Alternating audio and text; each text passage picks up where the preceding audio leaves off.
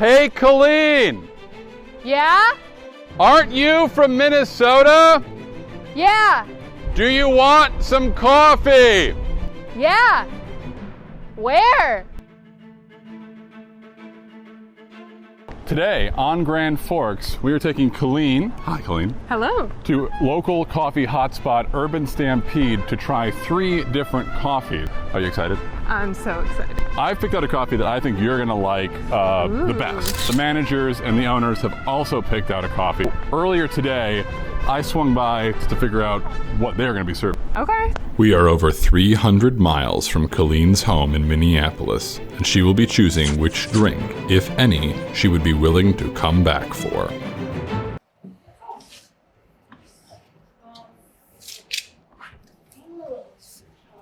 Okay. We're all vaccinated, so this doesn't matter, but...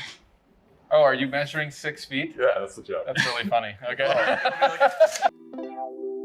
My name's Justin. My name's Jonathan. You guys are co-owners of Urban Stampede. Correct.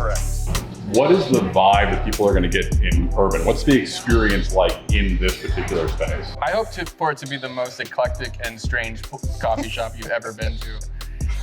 Okay. That's always my goal. The weirder, the better. The more fun, the better. What is the vision for the coffee? I think just a really high quality product, first of all, but also we wanted to find a coffee roaster that matched our values. Just thinking about community and everything along the supply chain in terms of sustainability. It needed to be super high quality, and I think we found that. The drink that I've selected for our guests to try today is a pour-over, a single origin pour-over. John, I know that I've seen you making the pour-over at home. What is it about a pour-over that extracts like good flavor? Like, tell me about the flavor profile. What does it get out of that? For me, it extracts satisfaction. Like, I think that there's something about taking a little bit extra time to sort of make the perfect cup. All right, here's the single origin pour over. It is from the Tarrazú region of Costa Rica. All right. From the Lilia micro mill. So, first drink of the day. Cheers to you. It's a very clear flavor, and I think that's the benefit of the pour over, which is super cool. And it makes sense that they're doing the single origin coffee in this method. Every time I think, oh, it's not going to be that much different than a traditional brewed coffee. Yeah. Always taken aback. It is different. Yes. It is different. I think it's pretty easy sipping. I would say there's a little bit of almost like a tartness, more just from the clarity of it. You know, like when you have a French press, it's more like full, like you get more of almost like the oils of the coffee, I think. Right.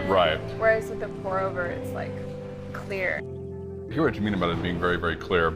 And also, it's not terribly dark, but there is a little bit of roasted marshmallow at the end. I get a little bit of toasted bread. Definitely the nuttiness at the end too, but it's not overpowering. It has some finesse to it, I think. Absolutely. I would say. Absolutely. Yeah. Ready to try a cortado? Pumped.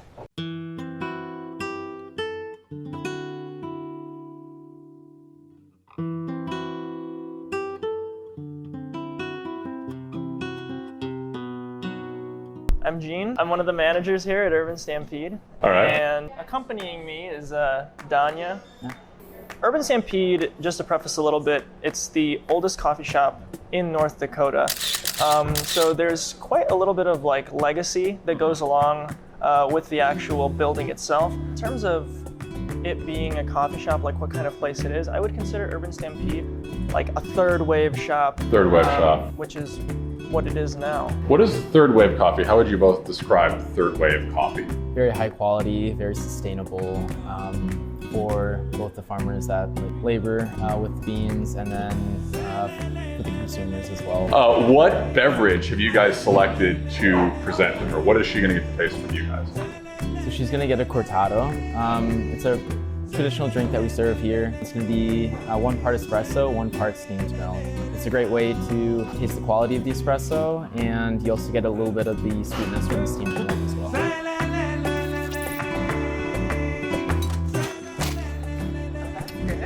Yeah.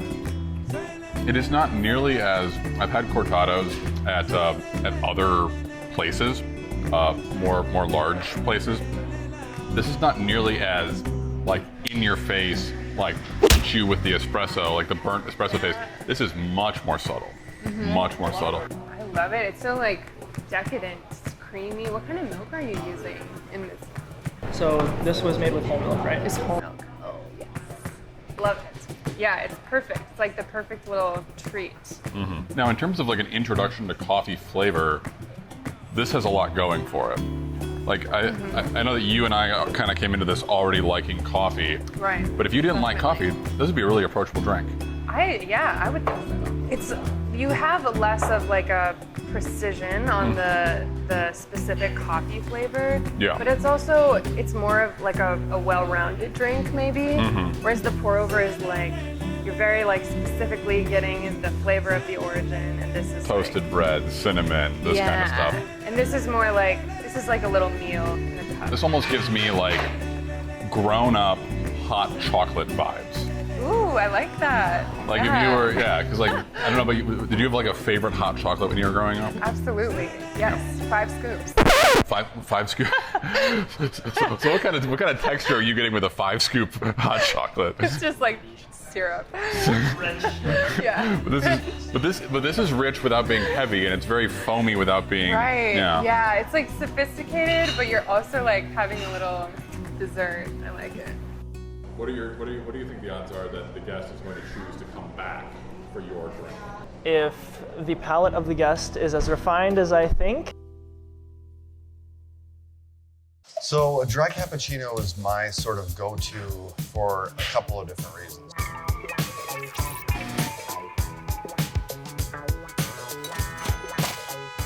Number one, I think it's something that respects the espresso significantly, so it maintains it by having a large amount of foam. It doesn't immediately mix in with the espresso. Sure. It's sort of a choose-your-own-adventure type of drink because you can choose to sort of sip on the foam by itself as it rests on top of the espresso. Like that? It's like a cloud. Yeah, it does. It tastes like a really. Sometimes I mix in a sugar packet with the foam and I feel like drinking sugary foam. Well, that's good. I love the crunch of the raw sugar. I often do that too. Just take a spoonful, right? And you still get That is like the best marshmallow. It's like a very much better form of a peep, I think. Oh, I'm on a peep. Sometimes I stir it all together and have the milk and the espresso all at once. Sip on that for a little bit. Almost like you're getting 4 or 5 drinks in one cup, right? Depending upon what you want to do that day. Yeah. Sometimes I have some foam, then some espresso, and then I stir it together. So I just like the different components of it all in one drink.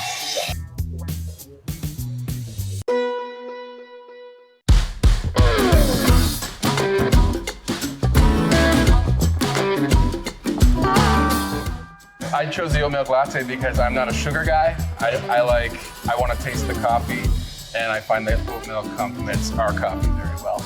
I like the mix. Our baristas nail it every time, and it's always good. And then they can make me, fun latte art.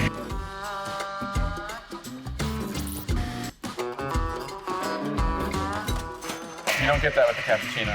Now, the last question I had for you two, and the 2 different drinks kind of captures this a little bit.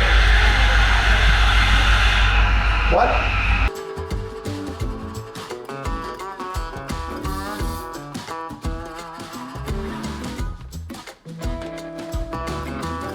Oh. Whoa. It's nice. That. Super nutty. Yeah. I like that. I'm getting the best oatmeal flavor I've ever had.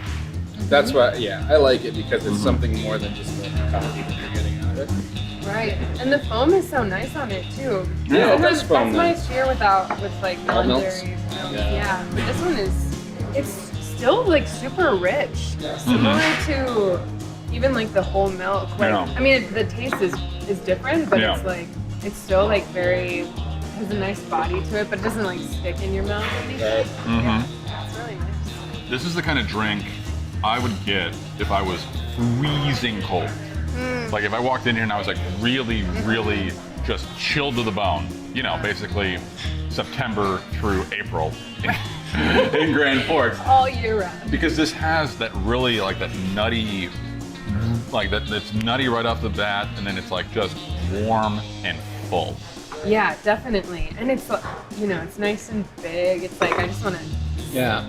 take a It little lacks all the swim in pretension there. of the cappuccino. It's Yeah. just fun to drink. Yeah. You can make, Can I just zoom in on this is your? what I get when I drink this. Can I just zoom in on your mustache real quick? I mean, this. Oh, come on, full focus already. This is. Oh Breaking the my fourth wall. word. Like I'm even getting a little bit of chocolate in this. That's the espresso. Yeah, I kind of get that too. It's like mix some chocolate chips and your oatmeal. Like a dark chocolate, a good, solid, dark chocolate. Yeah. What's? Oh, whoa, what is this? It's a salted caramel iced latte. Yeah. This is the owner's favorite. Oh my The owner's goodness. favorite. Because it by far makes more money than anything else we've done. Not officially on the running, but we should No, it's probably not. try it. But you should try it. We'll Maybe- taste yeah. it. I mean, I'm not opposed. It's like a whole pitcher. Yeah, Wow. yeah. It's so creamy. Wow. Good. Super tasty. So, Colleen, you've had 5 drinks. 5 drinks. Which one are you coming back to Urban Stampede for? Wow. You know, I loved all of them. I think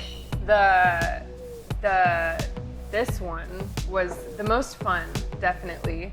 The oat milk is something that I would love to drink while working on something, and the dry cab was cool for the new experience of the raw sugar. I really liked that. Also the pour over. That one was awesome. And you can taste like all the origin. Yeah, The origin of the coffee and all that. That was great. But I think I would have to go, surprisingly to me, with the cortado. Cortado. The dark horse. Managing with that, John is out of here. He's gone. He is completely, he is bailed. Can't handle it. Well, now, John, I'm glad you came back because I wasn't expecting to say what I'm coming back for, having picked one of the drinks, but I've changed my mind. I'm coming back for the dry cap. Oh. I am coming back for the dry cap. Just to recap, Justin's the loser out of all of them. I'm fine being the loser. I know it's the best. All right. So one last question I had for you two, and I think the two